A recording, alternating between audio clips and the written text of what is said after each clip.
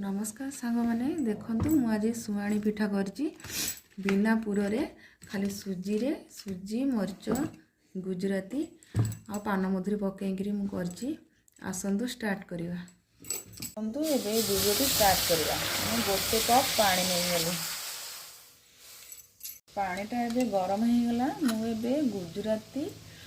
आ मरीच गुंड को छेचिकी रखी ताकि ऐड करदेली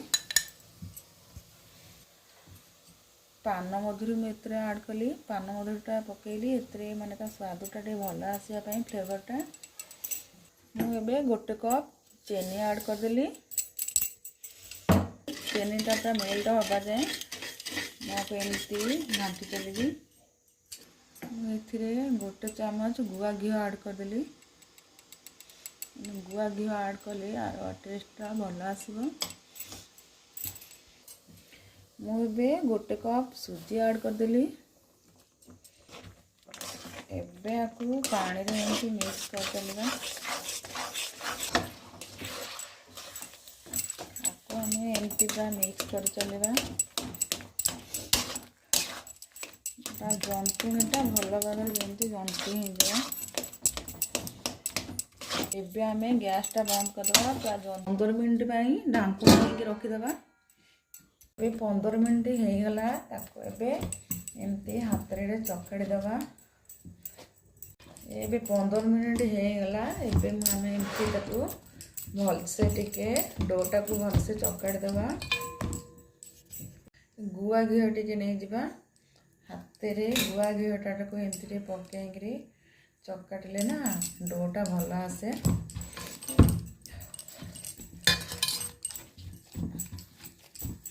एबे डोटा भलसे चकाटी हो गला एमतीका साइज रे करवा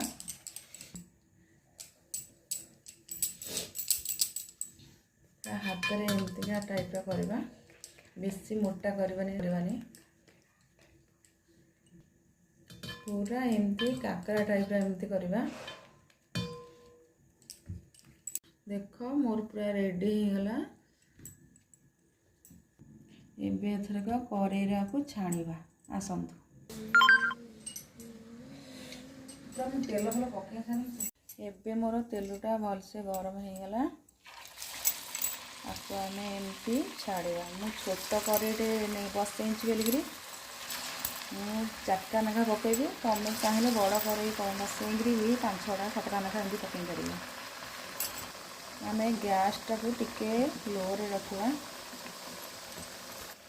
गैसटा को लो रखी बोलिए देखते केमती फुलुची देख गैसटा हाई रे रखीदे ना सी फुली पारनी शीघ्र पोड़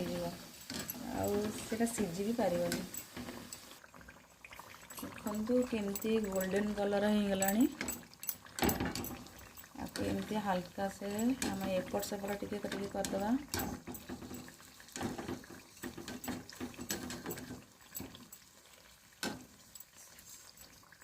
गला आम एथर आपको काढ़ीदवा